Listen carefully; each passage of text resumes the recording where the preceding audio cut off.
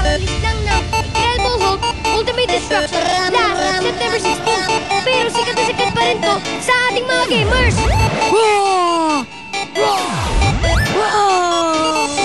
Bakit kulay green si Incredible Hulk? Di ba pwede na red, pink o fuchsia? Kasi dun sa chemical na nainom niya, Spell mo nga ang fuchsia. red na lang.